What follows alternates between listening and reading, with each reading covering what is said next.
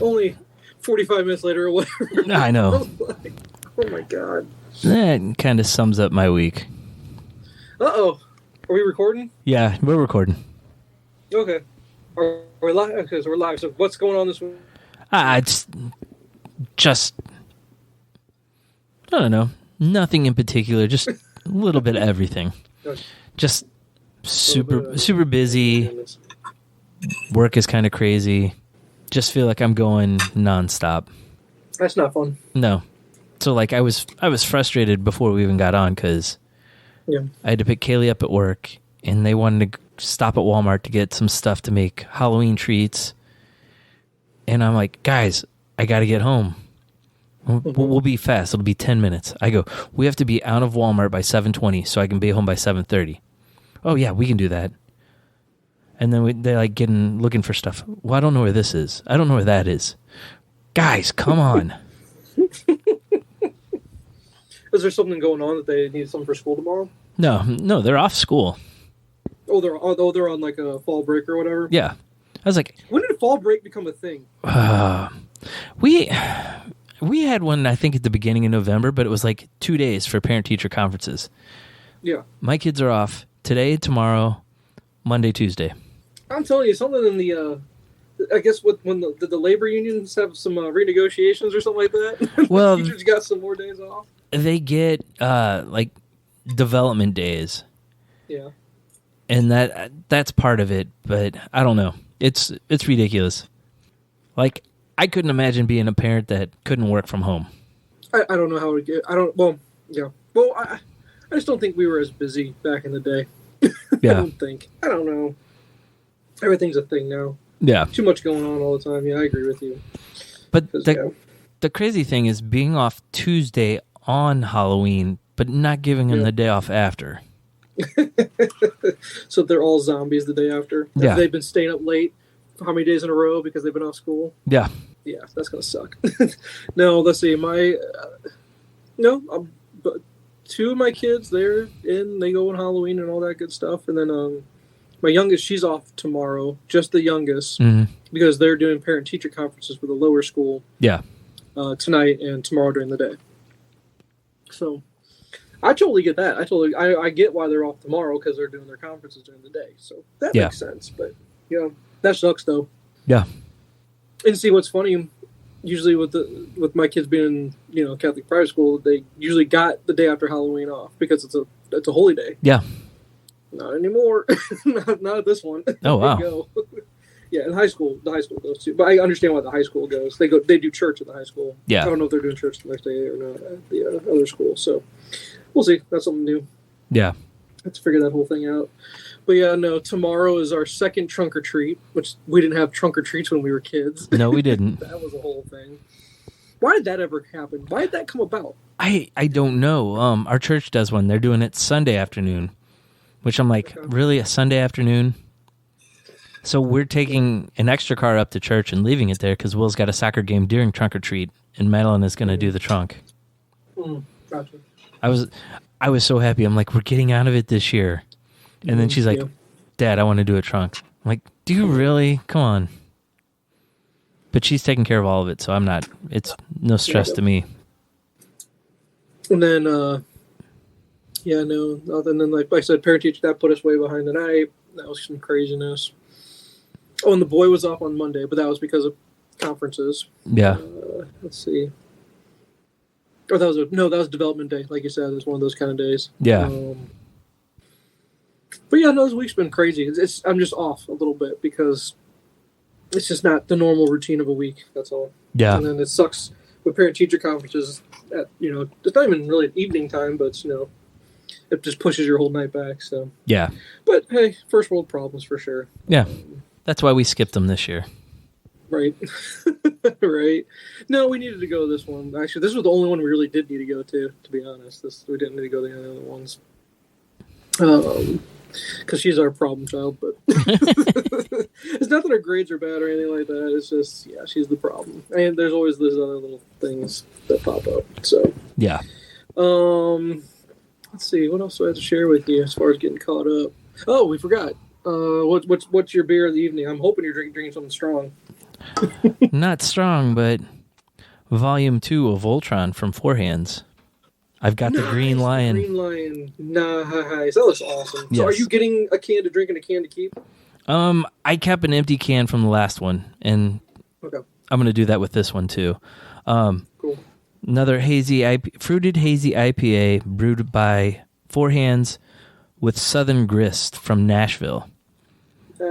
Nashville collaboration. All yes. Right. Southern Grist is really good. I've had a few of their beers when I've been to Nashville, and I've enjoyed all of them. This has mango, kiwi, mosaic, Riwaka, and Nelson Sauvin hops in it. Okay. Man, so very hoppy? Well, being a hazy, it's more for the aroma than bitterness. Mm-hmm. So 7% ABV. Well, not Spirit World by any means, but no. This is good. How many pints? I'd give it 3.5. I think I like the one they did with Narrow Gauge better. Okay, cool. Do they still have Yellow Lion anywhere, or is that all sold out? I haven't seen it anywhere, but I was going to try to get to the new Four Hands and see if they had some. The one by the golf place? Yeah. By Top Golf? Top Golf, yeah. Yeah.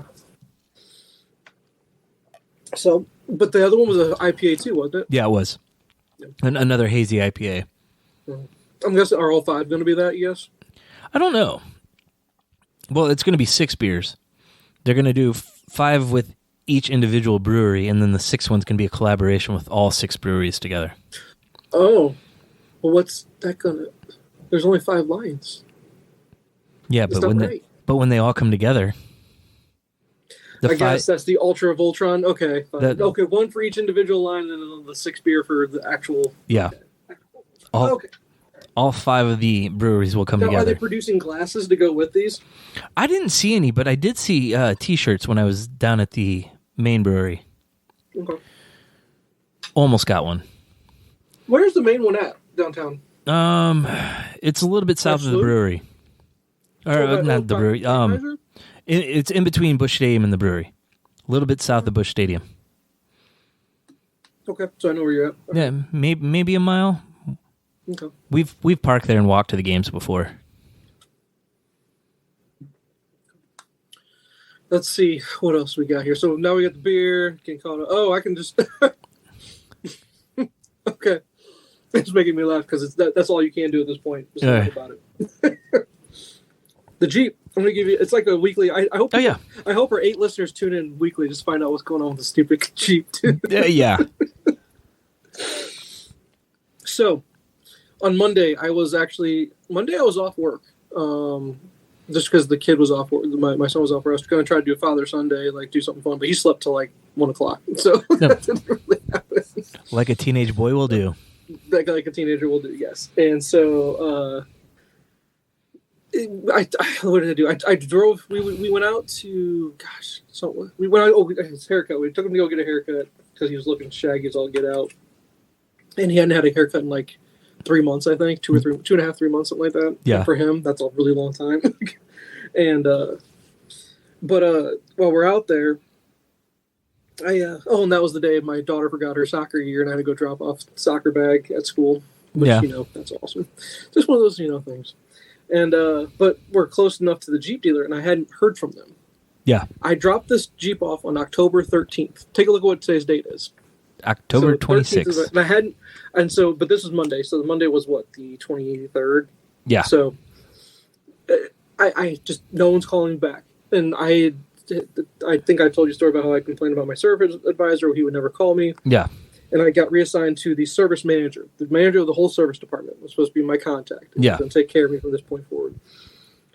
I walk in person, and I get the first guy that's available. Yeah. And I go, I can't get this. Can I talk to this person? I'd like to just figure out what's going on with this car. And they go, who? And who are you working with? And I was like, the service manager, blah, blah, blah. They go, oh, she doesn't work here anymore. No voice, like her voicemail still, like when you call, her voice is the voice of the whole dealership. Like that she did the whole phone system for the whole place. Wow. They go, oh yeah, she don't work here anymore. And I go, no one's checking her voicemails, no one's covering for her. They're like, oh no one's doing that. I'm like, okay. So lo and behold, guess who I get reassigned to? I get reassigned to the guy that never called. And it's not that I hate him, right? I'm mad at him. I'm just like, our schedules don't work, apparently, because he works part-time. Yeah. And I'm like, if you don't call him between the hours of 11:30 and 1:20 or something like that, you're not going to talk to this guy. I'm like, I'm working during the day. I forget, and I just, it just gets lost in the shuffle of the day. But I'm talking to this guy before I get reassigned back to him that knows what's going on with my Jeep. And I just talking to him, and he's just hating his life. You could just tell he hates his life. Yeah. And I just say to this guy, I go, look, I'm sorry you're having to deal with me. I'm not trying to be your problem. But you could see my frustration, right? Like, I've been leaving voicemails for this lady since October 13th trying to figure out what's been going on with my car, dude. Yeah. And not a single person's calling me back. And he's just like, yeah. And I go, look, I can tell you don't like me. And I'm sorry that you're angry at the world right now and you don't like your life very much. But that's not my fault. And he goes, oh, man, no, I'm at least he took it well. But yeah, it's just so sad I had to speak to someone and tell him that. And I go, I understand you got a lot of things going on, but that's not my fault. It really isn't. And I really hope you have something in place where you're going to really take this up and maybe go to the owner of the dealership and tell them that you don't have enough help. Yeah. And maybe they'll pay people better wages to get more people to work here. But you know how that is, whatever. Yeah. So I get reassigned to the other guy. Another 2 days go by. No one calls me. I go, oh my God. Finally, this dude calls me. I'm like, oh my God, I can't believe someone actually called me back. This is amazing. Yeah. And so I had taken it in there, and they figured out, they did the diagnostic, fixed it, did all the parts, labor, blah, blah, blah. The new part they put in there, he goes, oh yeah, that part's bad. I was like, you just replaced it. He goes, yeah, we don't know what's going on. Maybe it was just a bad part. But we got to wait for another part to get shipped in from Chicago. But with the auto worker strike going on right now, it's going to take longer than normal to get here from Chicago. Normally it takes a day, but, I'll call you when we get the part. Jeez. It's a nightmare. It's the biggest nightmare I've ever dealt with in my life, dude. First the strike impacts your movies. Now it's impacting your car. Dude, I'm telling you, it's ridiculous. I just laughed about it because then he's like, well, what we need to do is we have to test to see if there's something that's killing the part. Because if there's something overloading it or something like that, then that's something further down the line that's causing the problem. Maybe it wasn't the part. But we have to get the new part in to put that in. And then what the problem is, if we test it, it could kill the new part again while we test it to find out what's wrong. Better order two. That's what I said. I'm like, did you order two? Because you might as well. Because I don't want to have to wait again to get another part. Yeah. Because I was like, well, what if that part's bad? Yeah, because I can just see it. 2 weeks later, be like, oh yeah, it blew out that part too. So we had to order another one. I know, Jay. And the first guy I spoke to before I got re-signed to the he's like, he goes, is this like a secondary car for you? And I'm like, well, I'd rather it not be. I'm trying to give it to my son to drive, but I don't want him to drive something that's going to die on it. Yeah. And if I can get him to drive, it makes my life so much easier, right? If I can just not have to be a chauffeur for somebody. That's the whole goal of getting older, is to not be someone's chauffeur. Yep. I'm counting down the days. Oh, Jay, dude, it's just unbelievable. This is a disaster. It's an absolute disaster. Yeah. Oh, but we'll see. I'll keep you and our 8 listeners posted as much as possible. Isn't this ridiculous? Please tell me you think this is ridiculous. It is. It's pretty bad. No, it's bad. It's bad, right? I think I'm handling it as well as I can. How about that? I haven't yelled at anybody, that's for sure. That's the amazing thing. I know, right? So, all right, beyond that, what's going on? All right, I got a topic for tonight. Okay. I don't really have any news, so so I was listening to another podcast, and he was talking about The Neverending Story and how that movie traumatized him as a kid. Yeah. And he said it wasn't just the horse in the quicksand, which is like the number one. Is that from Neverending Story? I thought that was Legend. No, that was Neverending Story. Okay. I always forget. Yeah, okay. Yeah. So it got me thinking, what movies traumatized me as a kid? E.T. Well, yeah, E.T. was traumatize you? Yeah. That was a major one. Yeah. And the crazy thing was, I had already seen all the Star Wars movies, so I'd seen all the aliens. But I think it was the fact that the alien came to our planet. Are you going to go get some psychological evaluation done to figure that out?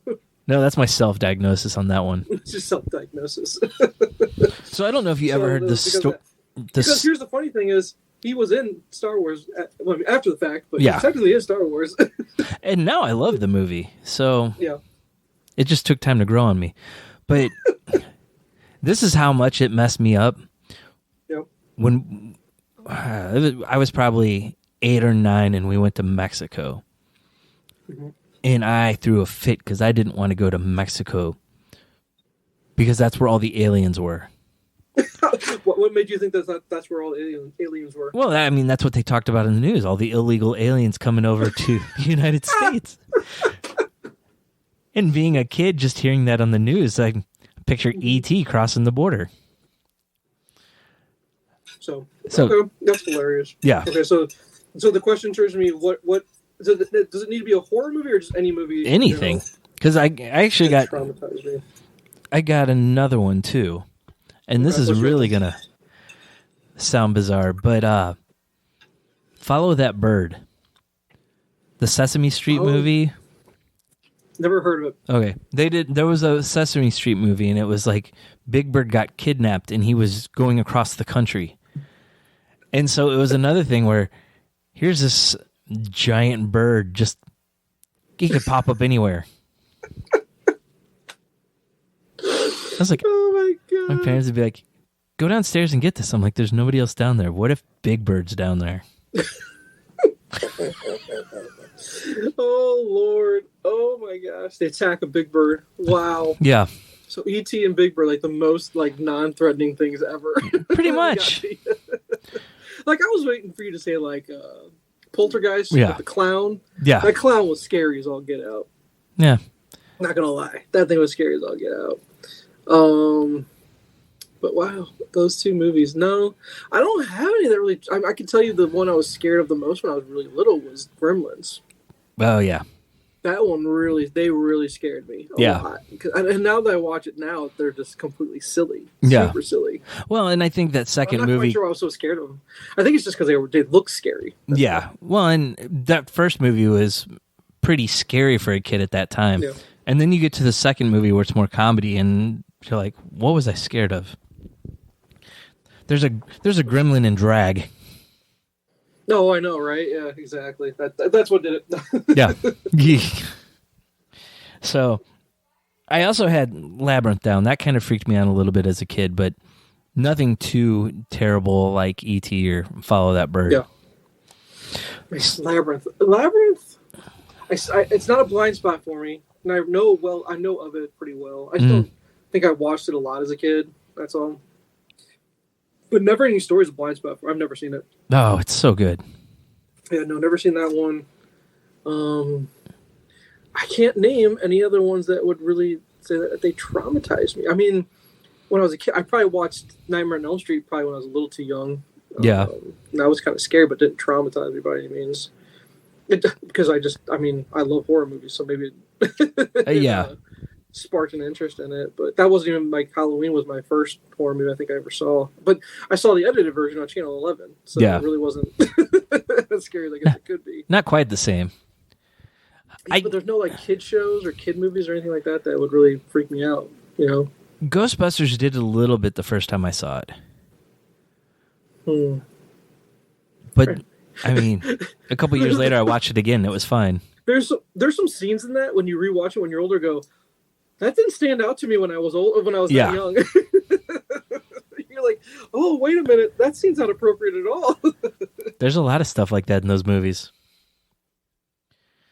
So, expanding on this though, I got to thinking like about things that traumatized me as an adult, and like it's shifted more to like kidnapping stuff. Yeah. There was the Ryan Reynolds one where his daughter got kidnapped. I'm drawing a blank on it right now. Kidnap movie. The Captive? Yes. Canadian thriller directed by Adam Atom Egoyan with a script he co-wrote with David Fraser. Good old Scott Speedman's in it. Yeah. Rosario Dawson's in it. Yes, she's the cop in it. It's on Hulu right now. It's worth checking out. So this guy leaves his daughter in his truck when he runs into a diner, and he comes out and she's gone. Yeah. And she's gone for like 10 years. And it drives a wedge between him and his wife, and they get divorced, and he knows she's still out there, and he's like, he can't hold a job because he's always trying to find out like leads on her and stuff. Yeah. And just seeing that whole situation is just kind of creepy as a parent. That and Prisoners. Prisoners, yeah, that's a great one. Yeah. That's a really good movie. Because I'm trying to think of, like, because I like where you're going in regards to, you know, hey, this traumatized me when I was a kid, and then what that led into, you know, maybe some fears I had. But as far as, I guess E.T., you could think that E.T.'s trying to steal the kid. Okay, I kind of get that a little bit. Or the government stealing E.T. That, yeah. I'm trying to think of how you can correlate. What was the other one that you said? Labyrinth was one that kind of creeped you out? Or no, yeah. Big Bird. Big Bird. I think how Big Bird would correlate over to that. Well, here's another parallel for E.T. The government is going in and taking aliens and pulling them from their families. There you go. Yeah. There you go. Because I don't know, none of mine. I don't think I have a fascination with home invasion movies. Yeah. And but I don't think Gremlins has anything to do with home invasion, or does it? Because the Gremlins invade the house. Yeah. Maybe. Huh? Maybe because I'm trying to find like I googled home invasion movies, right? Yeah. And I'm trying to like The Strangers. That's I think what scares me the most about that kind of movie though is because how real it could be. Yeah. Like they can go pretty crazy, but something like that. No, nothing like supernatural about it. No weird concept like The Purge or anything. Well, The Purge. There's no concept to that. It was just the scariest movie, the scariest line of that movie, which I can't remember. It's on the poster, or it's just the quote about that movie was, I think, when the Liv Tyler character, she goes something along the lines of, "Well, why us? Why does this happen to us? Or why us?" And then the simple answer, I think it's like the only line that the invaders say at all in the whole thing was, because you were home. Ooh. Just, that's it. See, and I'm like, because there's just those people out there that just want to watch the world burn kind of thing, right? Yeah. So, yeah, I don't know.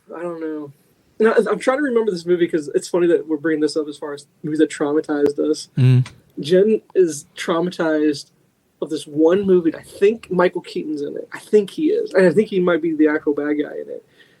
Or I might be getting confused with something else. But there's a movie where there's a guy living in the walls. Oh. Does this ring a bell to you at all? No. Maybe a little, but I don't know. Let me see if I can Google this real quick. Michael Keaton? Living in the wall. It might be this one. Pacific Heights. I remember that movie. I never saw it though. But this one says Tenant from Hell. So I don't know if that's it or not. I don't think that's the one she's talking about. Maybe it is. I don't know. But it's just about, because there was another movie that I can't. If you ask me what the name was, it was the same premise though. Somebody was living inside the walls of the home. And I go, that's pretty common, because I'm like, well, could that actually happen? And I'm like, well, not in our house. Our house is too small. Yeah, it would never work. But you get a big old house that's old. Yeah, back in the day. Yeah, that's. Oof. So here I'm trying to find. Okay, so I'm going to give you my best home invasion movies that I'm pulling up here. I'm sure there's ones I can't remember the name of. But, okay, Strangers is probably the most well-known and probably one of the best ones. Was that the Angelina Jolie directed one? No. No, okay. Nope. Let's see here. The Collector. Oh, Knock Knock. Yeah, I thought you seen Knock Knock. Yes. Yeah, I know. Yeah. That's technically a home invasion. Yeah. The Eli Roth. Yep. Let's see. Don't Breathe. Did you ever see Don't Breathe? No. Oh, you need to see Don't Breathe. Okay. That's a good one. That was a really good one. That was one I saw in the theater, and that was one of those theater experience ones. Yeah. Where you're like, This was better seeing in the theater. It was, and people, because that was one where people weren't being douchebags in the movie theater. Yeah. Let's see. Oh, did you ever watch? I know it's on your list. And I thought we spoke about Wrath of Becky, but did you ever go back and watch the original yet? No, I haven't. Okay. That's listed on here as a home invasion movie. I don't have a clue what Becky's about. I just know I want to see it. Yeah. Let's see. You're Next. I don't know if you've seen that one, but you should seek that one out. That's a really good one. Okay. You're Next is really, really good. Panic Room. That's a good one. Yeah, that is. Let's see here if I can find it. I don't consider Fear a home invasion movie. Yeah, probably not. I don't consider Nightcrawler one either, but that's a great movie. I can do that one. Let's see. I don't remember if I saw Shut In. Oh, that doesn't ring a bell. The cover looks familiar, but I don't remember seeing that movie. There's one called Hush. If you've never seen Hush, Hush is a great movie.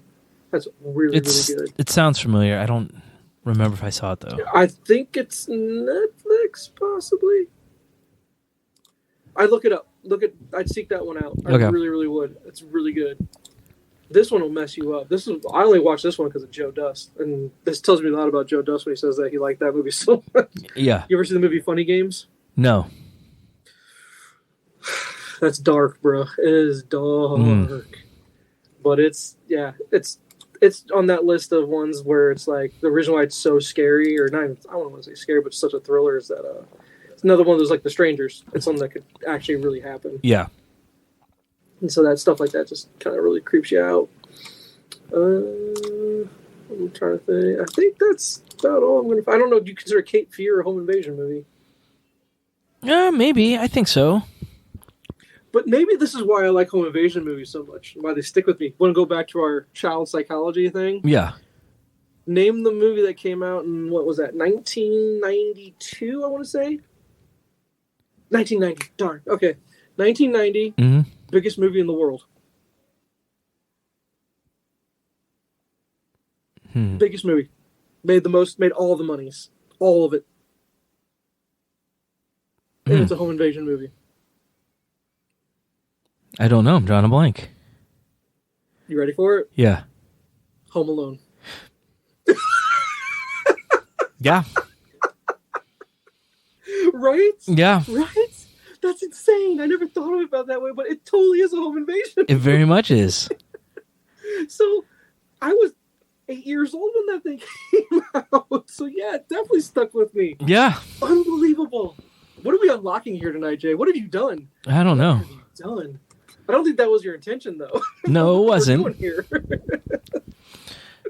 But I did have another question coming out of this. Okay. Well, hold on. Is Violent Night, is that a home invasion movie? Yeah. Because that's that Christmas movie you liked a lot, right? Yes. Yeah, I would say that's a home invasion movie. I've been waiting till we're getting to the part of the season where I've not watched it. I've been waiting since I couldn't catch it during the Christmas season. I want to watch it during Christmas. So hopefully it's still out and about on a streaming service at that point. If not, I think we can hook you up. I'll get it from the library if anything. That'd be a good Thanksgiving family movie. I forgot because I'm looking at home invasion movies and that's it's there. It's a home invasion. Lots of home invasion movies. Yep. That's cracking me up. Okay, so I'm sorry I interrupted you saying that there was you had another question that kind of rolls with this one. All right, so I've heard people say that the 1986 Transformer animated movie scarred them a little bit, seeing Optimus Prime and all the Autobots die. Yeah, no, you're not wrong. Yeah. Did that desensitize us for our adulthood? Because watching, specifically Walking Dead and Game of Thrones, I didn't feel as shocked by some of those deaths. And I'm wondering if that was the reason why, because when I was 7 years old and Transformers came out, I saw all my favorite characters get killed. So, when that came out, I was way young. I was only 4 years old when that came out. So I didn't get the appreciation of the animated movie until much older. Yeah. Not until way, way older. And being older, it didn't have as much of an impact on it because at that point, I'm not going to say I outgrew Transformers by any means, but it still didn't have that same, man. But it still hurts, Yeah. You go back and you think about Prime, man. Talk about that sacrifice, dude. Yeah. Wow. No, for me, I could say, me personally, no, that didn't impact me in regards to saying it desensitized me. No, I think desensitization in regards to what we see in shows like, I find Walking Dead to be tame, and I guess we're not supposed to, because you still have you actually finished the show? Did you watch the whole thing all the way through? No, once the Glenn dumpster thing happened, okay, I bowed out. You and my brother, you guys are the exact same. Once that happened, kind of checked out. See, me and Jen, we made it all the way through, and as the series went on, the zombies, and it made sense because they were saying as more time goes along with the show, you have to remember all the zombies that have made it that far are decaying. Time. They're decaying, and so the gruesomeness of saying, when season 1, you really got to punch through that skull to get to now. It's just like you could like touch their skull, you know what I mean? And just kind of so it became more gruesome as the season went on, but it made sense why they did it that way. Yeah, but it's so sad that none of the kills or any of the gore or any of that stuff from that show, nothing, and nothing from that show was ever scary. No, there's no jump scares or anything like that. Yeah.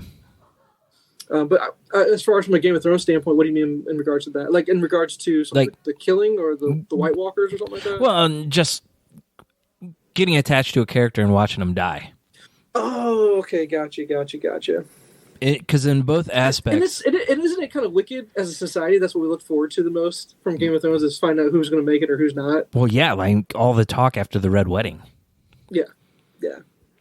And that's, okay, now I'm seeing where you're going. I'm sorry. Now, from the Game of Thrones, from the Walking Dead standpoint, same exact thing. We get attached to the characters, and then we get, especially with Glenn. Yeah. Oh, I get what you're saying. So you correlate. You're trying to say, do we correlate our Optimus Prime love into? No, I think that's because we always get attached to characters from different properties. Yeah. So you don't want to see bad things happen to anybody. Yeah. Yeah, but I just felt like, I don't know. I think Glenn dying in the comic was more shocking, but I got to thinking, but it didn't impact me the same way. And like he was one of my favorite characters in the book and the show. It's like when I was thinking about this question, I was like, well, maybe that stuff didn't shock me anymore because as a kid, I saw my favorite characters die. Yeah, maybe. I like our other one more. Yeah. Our other correlation. Yeah. Wow, look at you going psychological this week. I know. Interesting. Very interesting. This is some deep stuff. We link Optimus Prime to how we feel about losing characters that we hold dear. Okay. And other properties today. Yeah. So I would think that the impact would be more so with your childhood characters versus who we have now. Yeah. I mean, that just makes sense. Yeah.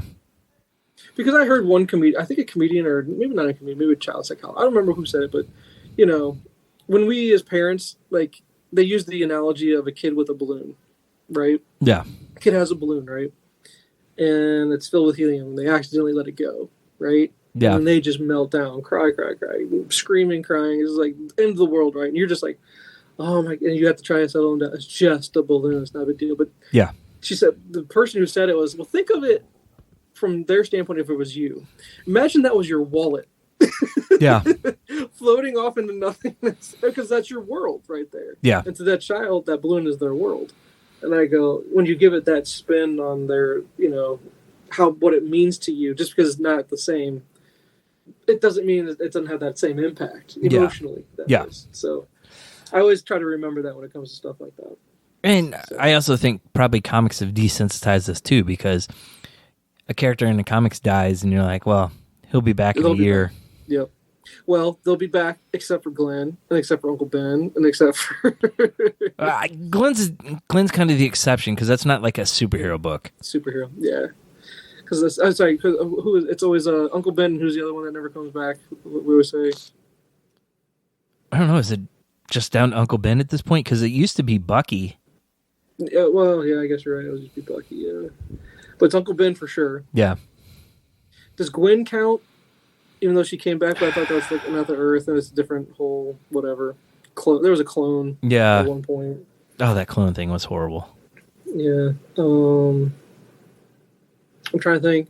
Well, it depends on who's writing Superman. Yeah. Kent never comes back.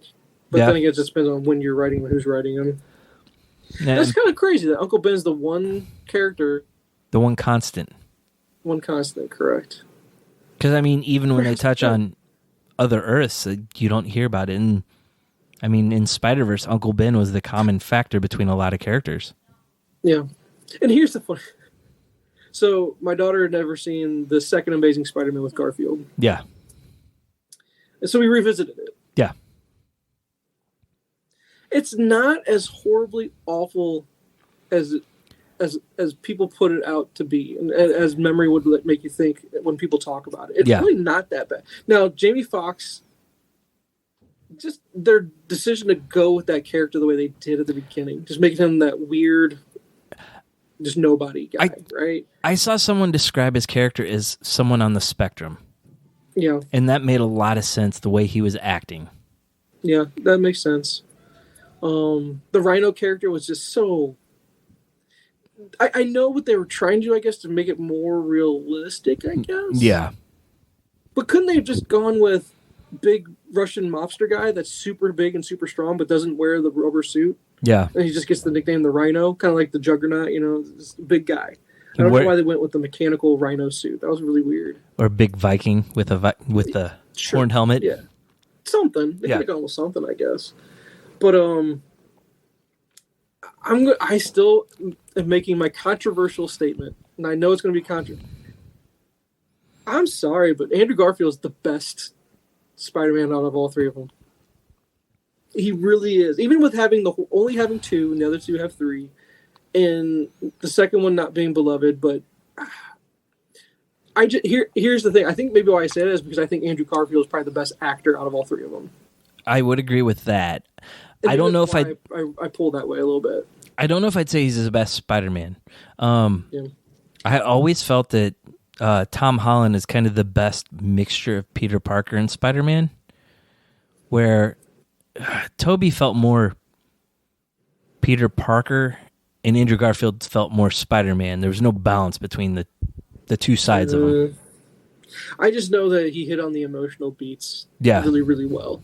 I mean, I don't think the other characters, except for Tom now in the third one, they didn't get to have the emotional beats that Andrew did. Yeah. Andrew, no, I mean, Tobey had the scene with Uncle Ben, and Tom didn't. But so Tobey got the Uncle Ben scene, and Andrew had his Uncle Ben scene. Yep. And I think the difference between those two Uncle Ben scenes is I think I was more attached to the Martin Sheen Uncle Ben just because, again, a better quality actor is what I think. Yeah. And then Sally Field, when I rewatched the second one, Sally Field has this really powerful emotional moment. Yeah. That we didn't see from any of the Mays. Yeah. And you didn't see it from any of them.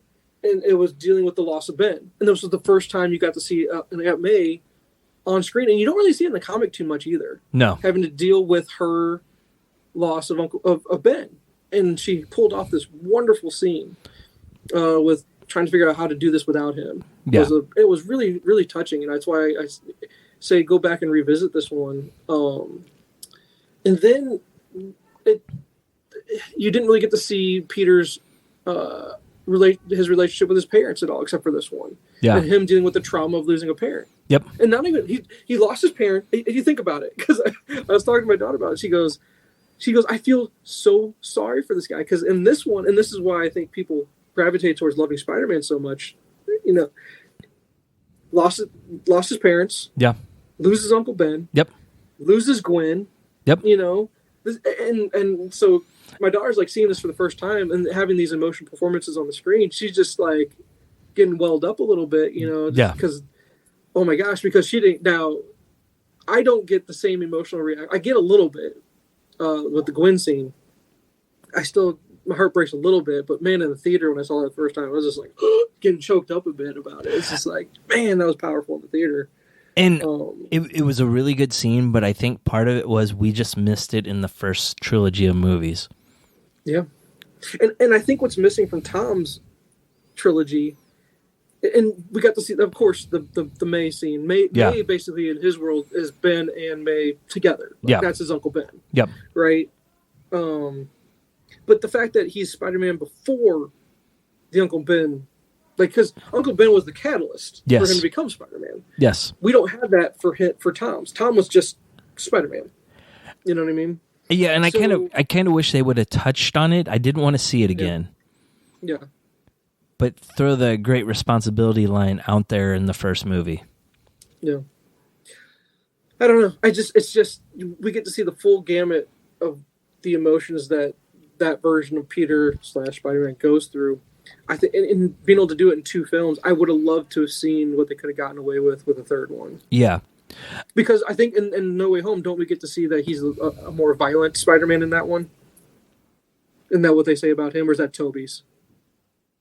I think that was Tobey's toward the end. That he was more violent? Yeah. I'm trying to remember what Peter's was in regards, or sorry, Andrew Garfield's was. Because just having him deal with all the trauma that he had to go through. Yeah. In those 2 movies, man. So I think something that helped Tom Holland is he looked more like a high schooler too. That helps. That does help. You're not wrong. Yeah. Because seeing him going into Homecoming versus Andrew Garfield trying to pull that off would have been. If you had your choice between seeing either a 4th Tobey or a 3rd Andrew, which one would you rather see? Probably a 3rd Andrew. I think I agree with you. Just because it was interesting where they were trying to go with the Sinister Six. I think that was kind of cool. And I would love to have seen what they did there. And I didn't like the fact that like he didn't get to conclude his story, where I felt like Tobey's kind of played out. It didn't help that the studio intervened so much and kind of forced Venom in there. And it just kind of left that on a note like, I really don't want to see any more. No. So, I don't know. It's just so funny. I don't know how we changed it into this one, but I guess it has to do with the emotions of all the things we're talking about here. I just thought I'd bring that up. It's just when you revisit that movie, I get why people don't like it. I totally understand. I get that Electro probably wasn't the best villain. The Green Goblin thing, I think they totally fumbled that. That was really weird. Yeah, I guess I don't know why decisions were made to try to portray that whole thing that way.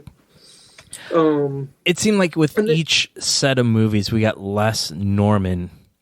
When as much as I hate how much like Superman uses Lex Luthor in the movies, you kind of have to have Norman as the catalyst for a lot of what goes on. Yeah. And I think another thing that Andrews was missing was we didn't have Jonah. We didn't have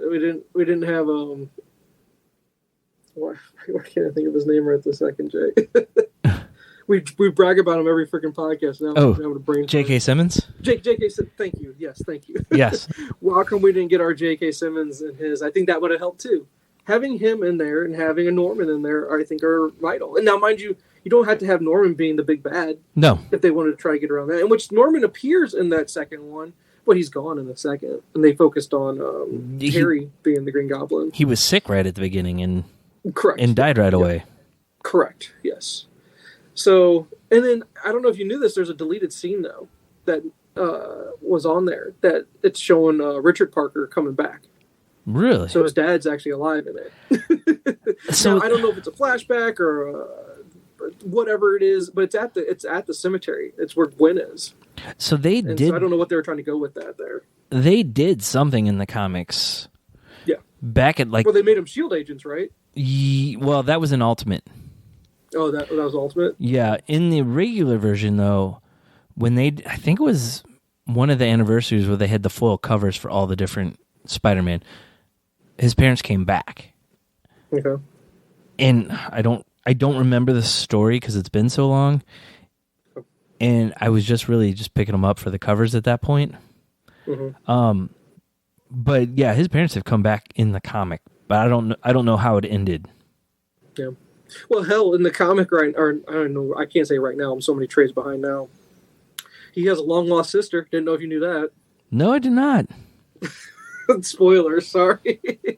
Now, I don't know if that's a thing that's going to stick in canon or not, you know what I mean? Yeah. Or if they're going to write her out of it somehow, saying, oh, that was a clone or a fake or, someone that lied or it was a Dr. Doom or Norman's a Mephisto thing, something along those lines. I don't know if it's played out that way or not. Norman slept with a clone of his mom and going back to the Gwen thing. Hey, we're spitballing in the writer's room, buddy. I don't mind that one. If we're gonna write it, because it doesn't belong, right? Him having a sister doesn't work. It doesn't make sense. Yeah, it's so out of nowhere. And I think in this one, I think she's either I want to say she's a SHIELD agent, or what's the other agent for outer space? What's that? Sword. Or Sword. If I remember, she's one of the two. I think. I'd have to reread. I don't remember, but it's just one of those things where like, this is dumb. And I know in the comic that they kind of wrote off Mary Jane. I know they're doing that again. They're doing that whole thing again. Yeah. So I don't know. I need to get caught up again. Because didn't Zdarsky do a Spidey run? Yes, he did. Correctly? Yeah. So I gotta get caught up where I can get the Zdarsky run. So I believe he took over for Slott. Okay. So yeah, I gotta get caught up, man. I'm behind. That's for sure. So sorry, weird tangent. Don't know. I can't remember how we got there, but yeah, it's just one of those weird things. So what else you got on the docket? All right, before we continue, I switched up. I got a Friendship Brewing Big Nose IPA. Big Nose IPA. It's a West Coast IPA. Oh whoa! Look at that. It's got a giant nose on it. So yeah, I don't see ABV. I'm guessing probably 7, 6.5, 7. Okay. Solid. I'd give it 3 out of 5. Yeah, middle of the road beer. Yeah, Voltron was better. I've had this before. We gotta find you a 5-pinter. When was the last time you had a 5-pinter? Was that Oktoberfest? Or did you get that a 4.5? I think you get that 4.5. Yeah, I think that was 4.5. I don't know. When's the last time you had a 5-pinter? When I picked up OJ Run. OJ, that's a 5-pinter. That is. I've got that in the fridge right now. All right. So so we got your Big Nose beer. And so what's our next topic? I don't really have much else. I got homework stuff. I don't know if you got anything. I got something because we're not gonna see or record again until after Halloween. Yeah. And this was one we teased a little while back. We ran out of time, which we're getting really short on time now too. Yeah. We got a late start. But anyway, let me see if we can get through this pretty quick. Okay. Now that I've seen this last one, I kind of get it. I kind of get it, but I kind of don't. But anyway, yeah. All right. This was the top 5 scary movies according to science. Okay. And if you go back to the episode I brought it up, it'll list the source. I said I'm not going to try to find it where I pulled it from. It was just one of those weird things I think that popped up on Facebook at one point. Yeah. And how they did it was they took the beats per minute spike that your heart had. Okay. And what's confusing about this was how they ranked it was the one that's number 1 doesn't have the 1 and 2 movies don't have your hearts per minute or heartbeats per minute higher than the ones that are in spot 3 and 4. So I'd have to reread the article about it. So I can give you the average that came out. Okay. Those, but I don't remember the reasoning why they listed it 5 to 1. Starting at number 5 all the way to 1. Okay. But these were again according to science. Which I think that's pretty cool. You get a test group of people to go in, yeah, have them watch a scary movie, test their heart rate. Yeah, I guess that makes sense.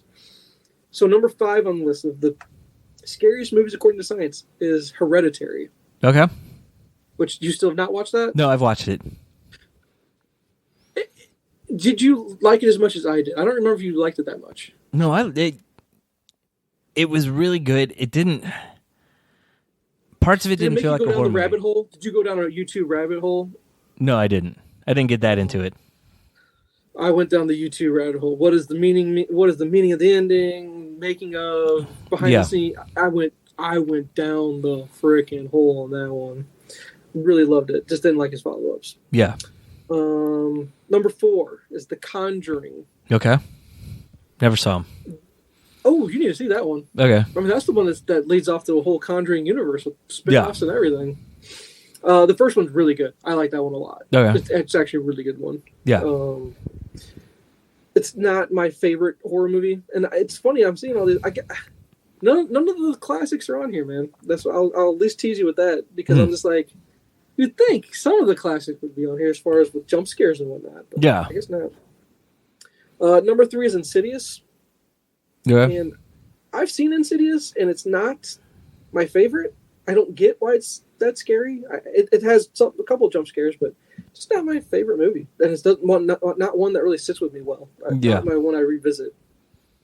Now, my number 2 on here, I love this movie. I recommend it to you, and I'm not sure if you went to go find it or not yet. But number 2 on the list is Sinister.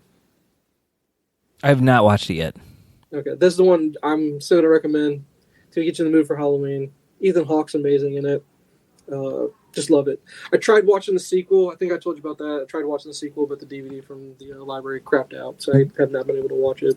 Yeah. But interested in finishing it, because actually the sequel is pretty good. The part I could watch. Yeah. And number 1 on the list is The Host. Okay. And if it's the same host, I didn't actually mean to do this, but I guess, or maybe I did. I don't remember why I pulled this up. I thought I pulled up a list of movies to watch just to get in the mood for Halloween that I haven't seen before.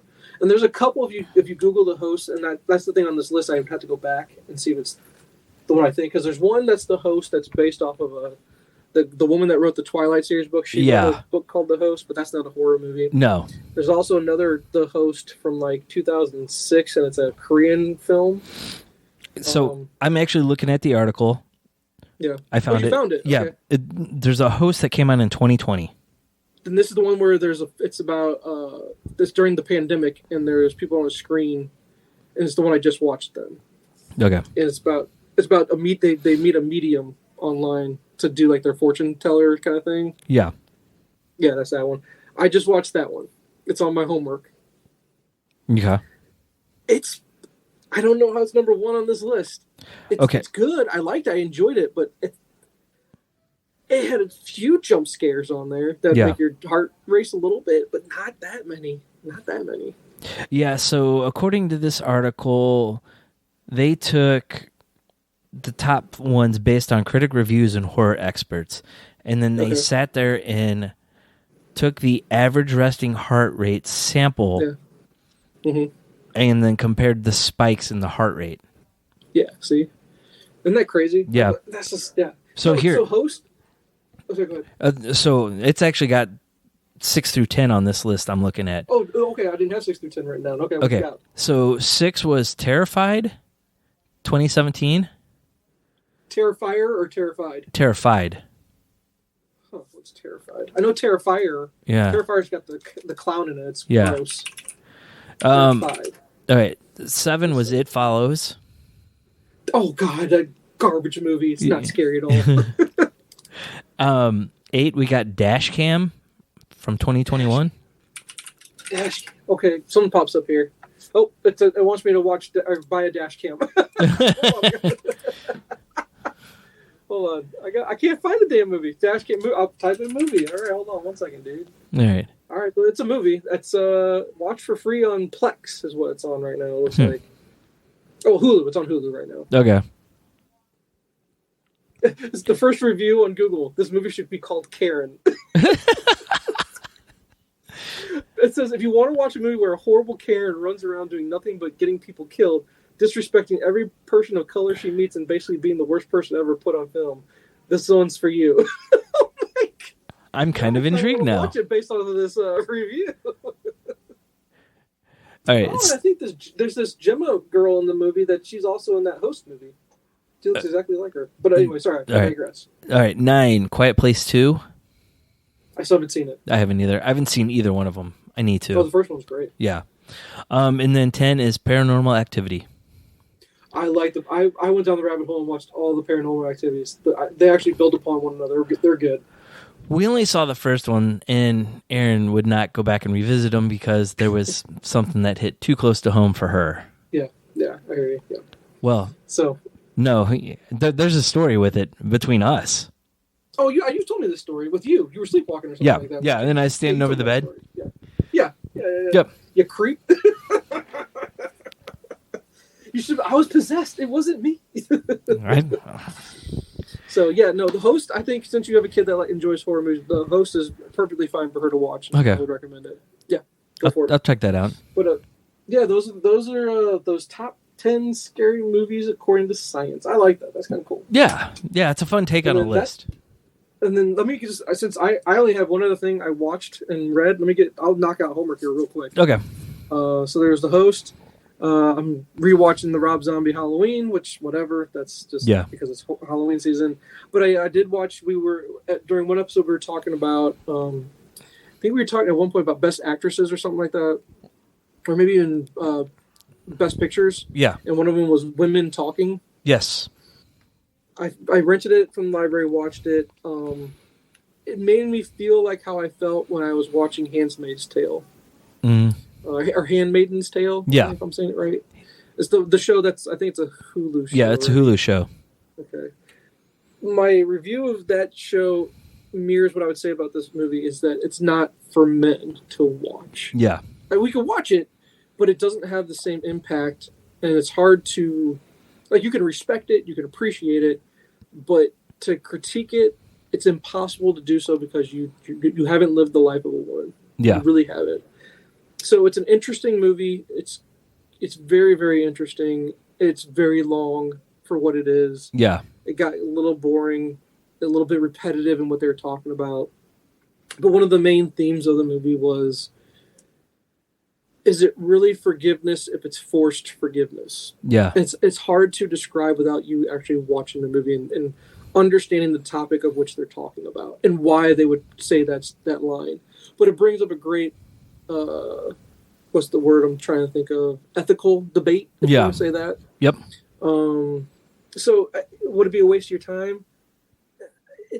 It would have been better, I think, if I would have watched it with Jen, just to have a female's perspective of it. Yeah. But again, all you would do is while you're sitting next to your wife, spouse, a girlfriend, if you were sitting next to a female watching it while it was going on, all you'd feel that you'd just be like, I'm so sorry that men are the worst thing ever. Yeah. That's all you'd be saying. And you'd just be like, I have to sit this one out because I shouldn't be saying anything about it. Kind of thing. So not a Netflix and chill movie. No. Talk about a mood killer. Holy crap. It's almost like watching Dashcam. No, we're going to have to watch this Dashcam movie now, dude. Yes. Sorry. And then last, I did finish Berserker Volume 2. Yes. And I'm still on board, and I do want to continue it. Okay. It's good enough for me to want to keep going with it. Artwork, I still love the artwork. I really enjoy where they're going with it. It's kind of it kind of ended on a weird spot a little bit. Yeah. It's weird where I think you like the weird stuff. This is weird enough, but not weird to the point where it turned me off to wanting to watch it. Okay. Keep reading it. And then last but not least, I'm about 100 pages into Dark Force Rising, and I love how that book kind of really does pick up right where the Empire left off. But I'm also really kind of ticked off that I wish I could read like 200 pages a night. I know. Just knock these out really, really fast because I want to get on the Thrawn. I want to read the Thrawn books really, really bad right now. Yeah. And fit in Ahsoka somehow too. I want to read her book. You read Ahsoka, right? Yeah, that's a quick read. It's a quick read. Is it worth it? Yeah. Okay. Because it fills in part of the gap between Clone Wars and Rebels. Okay. So yeah, I want to try to get through them as quick as possible. It takes time. Yep. So that's all I got for homework on my end. What you got? All right. So since you mentioned the one that Sarah Polley won an Academy Award for, I watched Dawn of the Dead. Had you never seen that before? I hadn't seen it. That's just... So you saw the Zack Snyder remake, Dawn of the Dead, written by our favorite Sean Gunn. Yeah.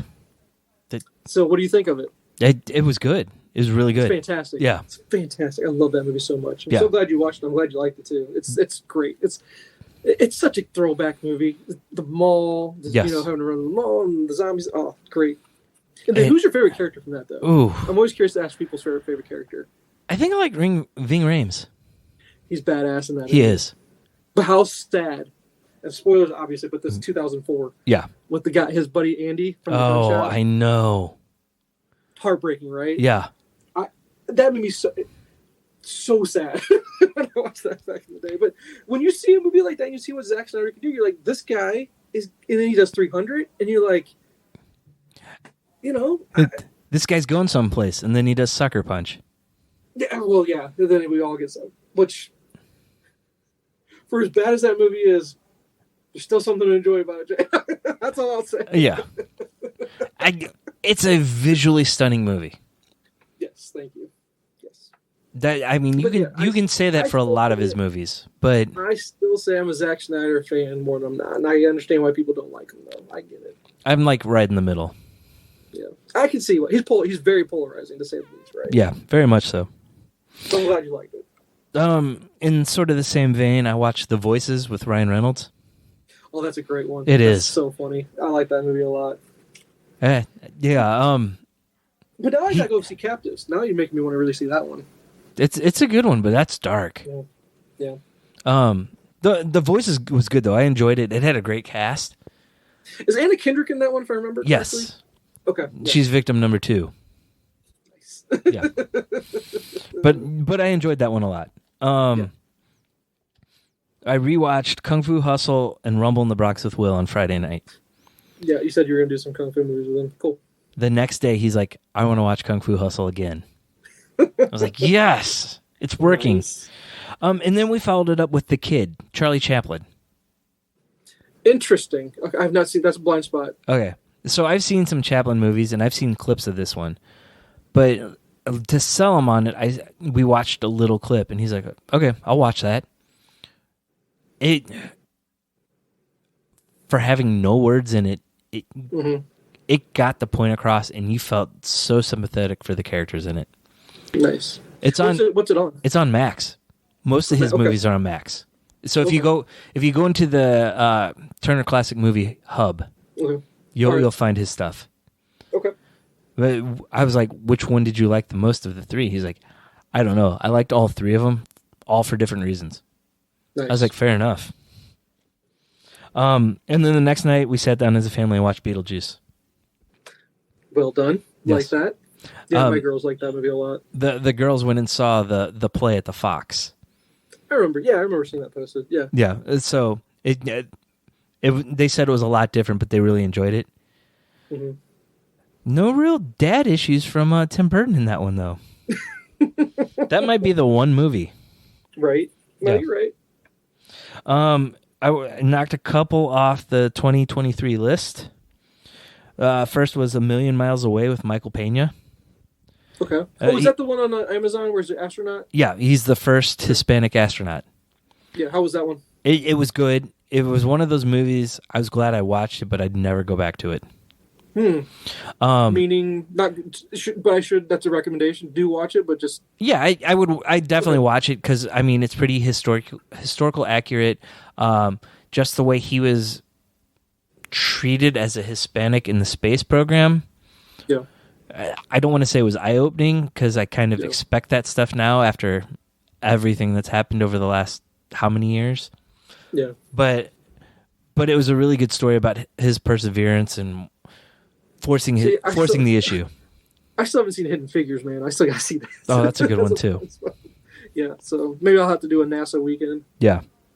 And then these next 2 came on Netflix recently. The first one was No Hard Feelings. It's a Jennifer Lawrence comedy. Lawrence, right? Yeah, I've seen the clips of it. Is it funny? It had moments and it had like a feel-good ending, but I probably could have skipped it. Okay. All right, so definitely skip that one then for me. That's what it sounds like. She gets naked. Thank you, Mr. Skin. Yeah. And then I watched Old Dads.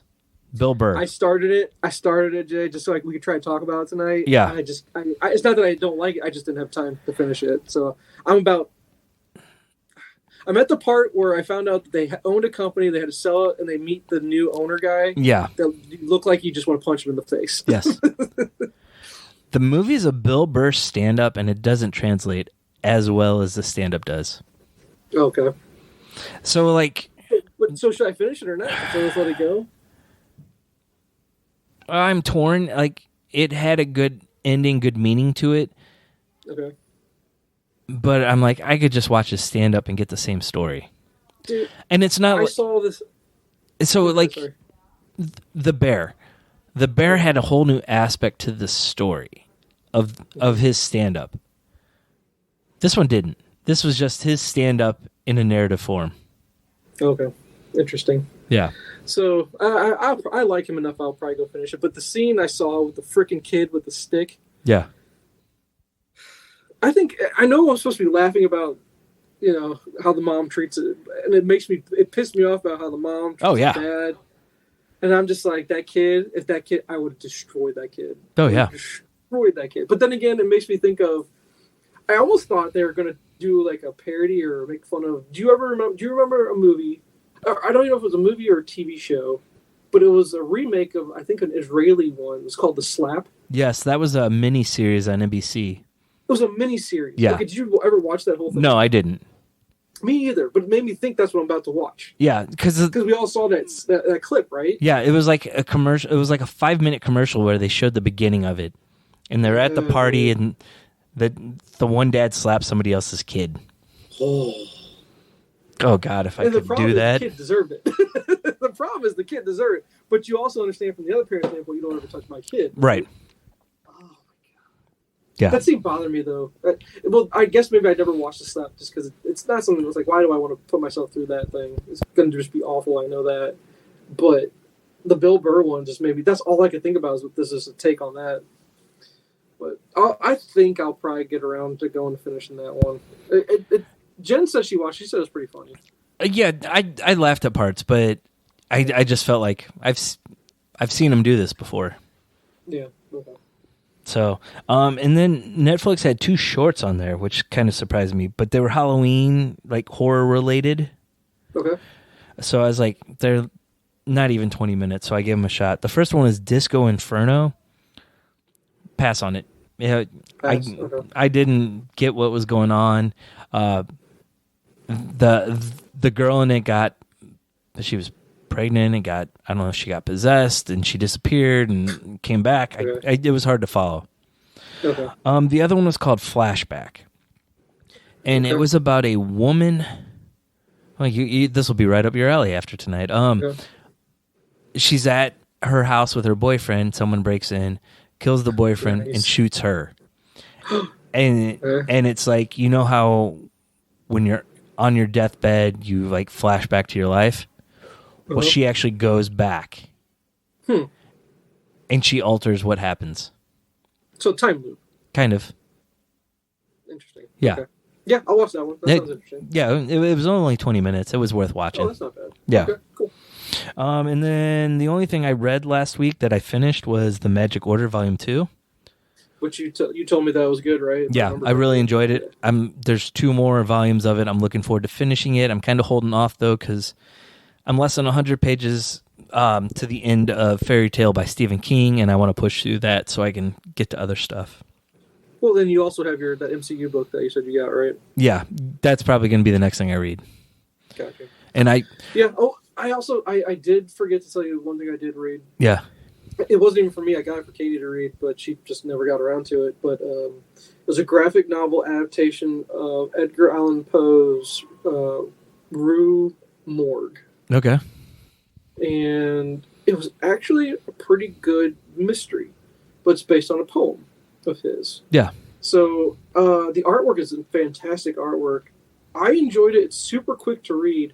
And they did an adaptation of a bunch of his poems. Yeah. And one of them on there was Fall of the House of Usher, which I go, wait a minute, that's a Netflix thing. I didn't have any clue that was an Edgar Allan Poe thing. Really? And I didn't either. Jen watched that whole thing without me. It's like 8 hours. And I was like, when did you have time to watch this whole thing without me? Well, she did. She found some way to watch it. And I go, yeah. After reading that graphic novel, I go, is this an Edgar Allan, like, watching? And she goes, how did you know that? I was like, because I just read this. It was just happenstance. Total happenstance. I had no clue that the two linked together. And then she goes, that's so weird because, like, last episode, they do, like, the Raven. There's something about the Raven that they do. Yeah. And so I'm like, okay. I might want to go back and watch it on my own, I guess. It was very popular on Netflix there for a minute, but I don't know if it still is. And she's like, it's whatever. She didn't like how it ended. And I was like, oh, great. Now do I invest time on something that has a crappy ending? I don't know. Yeah. But Do I watch it or 4 movies? Too much to watch, man. Yeah. Too much to watch, not enough time. So, all right, so that's all you read then? Yeah, the fairy tale book, it's picking up at the end. I'm really liking it. I'm looking forward to finishing it. Well, it's a King book. It's gonna have a horrible ending, right? Maybe we'll see. Yeah. Actually, the last 2 I've read by him had pretty decent endings. I thought. Okay. 11/22/63. I thought that ending was pretty good, and then Billy Summers. I really like the ending of that. Okay. So. Okay. But I did read a bunch of like single issue comic book stuff. So like I'm caught up on the Gotham Wars, the Batman Catwoman crossover. Don't spoil. Don't tell me. I won't. I'll get to all of it at some point in the future. Just don't ask me when. Because if you give me reading the Star Wars books, those are going to take way longer. Yep. Then I don't read comics, and then I'll start going back to comics, and I won't read the Star Wars books. Yep. So I'm damned if I do, damned if I don't. Yep. Let's see. I read the first 2 issues of Tom King's Penguin series. Ooh, how was really good. Yeah, I figured it was going to be. I wonder if they're going to use that for the basis of the show. I don't know. I don't think they could. I don't think they have the setup yet. Okay. Man, I would like to see that though. Yeah, so it sounds like you're getting your money's worth out of the app then. 'Cause I'm guessing you're reading all on the app. Yeah, I'm reading it all on the app. Well, I read the actual Batman issue of the Gotham War stuff. Okay. But I had to wait because I didn't have the Catwoman issue, and I didn't go back to the shop, so it popped up on the app, and I went ahead and read it. Nice. Let's see. I went back, and I'm going to give Superman another shot since I have at least the first 6 issues now on the app. I don't know. I don't know. Who's the writer on that? Was that the Phil Kennedy Johnson run? I'm drawing a blank, and I don't have my tablet in front of me. Let me see if I can pull it up real quick on my phone. I just don't know. I can't get into Superman. I'm gonna go back and I'm gonna try Action Comics that has like 3 stories per issue, and it deals with like the whole family. And this is all down to DC though, is what you're talking about. Yeah. And did you read the Rebirth Superman stuff? Some of it. This is Joshua Williamson, and I typically like his stuff. Okay. Yeah, I didn't know he was taking on Superman. Man, I can't. If there's ever any Superman that I could recommend, it's gonna be the Rebirth Superman stuff. All of that was fantastic, so good. Yeah, I need to go back until they aged up John. I mean, but we've gone over that ad nauseum. Yeah, how many times I've complained about that. But okay. So like Batman: Brave and the Bold is fun. There's like 3 or 4 stories in each issue, and they're $7 a piece. Oof. DC, what's up? I know. I'm just trying to go through. And you said the app is 3 months behind, right? 1 month. If you get their Ultra package, it's 1 month behind. Okay. So, have you done the math yet to see if you're coming out ahead on the app versus going to get the floppies? Oh, I know for a fact I am.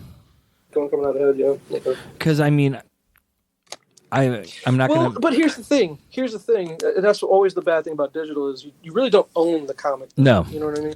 No. And especially off the service, you definitely don't. But even if you buy it, it's like I own the ability to go get that book when I want to see it. But what happens if the server ever completely fries and trashes and you lose it all? You know? Yeah, it's but like, I have found that so many of these issues I have just sit in my basement.